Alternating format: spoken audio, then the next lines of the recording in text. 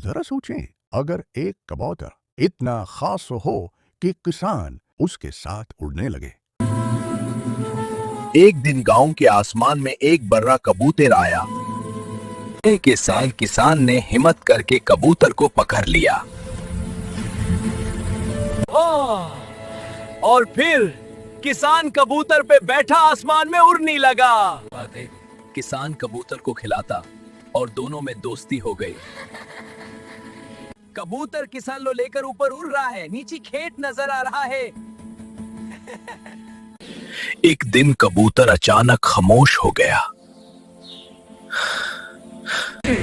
और फिर कबूतर ने किसान को हीरा दे दिया। लेकिन कबूतर रो रहा है क्योंकि किसी ने वीडियो को लाइक और चैनल को सब्सक्राइब नहीं किया। दीदी है, कबूतर को खुश करना है, जल्दी से लाइक करें और चैनल को सब्सक्राइब करें।